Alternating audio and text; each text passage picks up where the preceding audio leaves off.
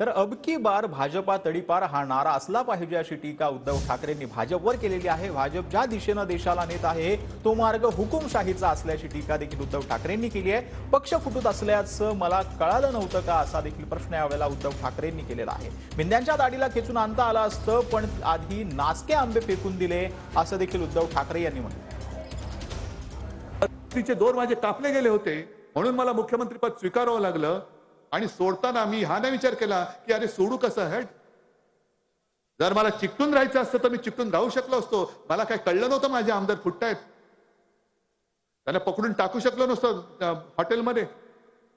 या मिंद्याचं काय उचलून कुठूनही दाढी उचलून धरून खेचून आणलं असतं त्याला, म्हणून मी पहिले नासके आंबे उचलून फेकून दिले। चल जा म्हटलं। पण जर का तुम्हाला हुकुमशाह नको असेल तर मग मात्र तुम्हाला या वेळेला जे म्हणतायत अब की बार 400 पार, तुम्ही म्हणाला पाहिजे अब की बार भाजप तडीपार, भाजपा तडीपार हा महाराष्ट्राचा नारा असला पाहिजे।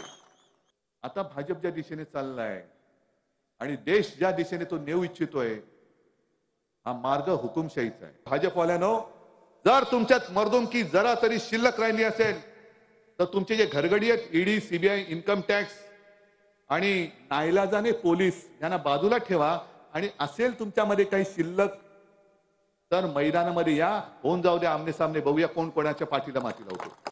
आज तुम्हाला घराणेशाही म्हटल्यानंतर चटके बसतात।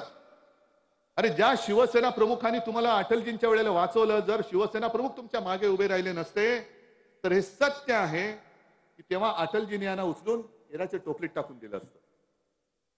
पण त्यांच्या मुलाला तुम्ही तोडून टाकतायत। मला राजकारणात खतम करायला निघालात, करा चला या अंगावरती, बघूया ही माझी ताकद आहे, ही माझी वडिलोपार्जित संपत्ती आहे, या अंगावर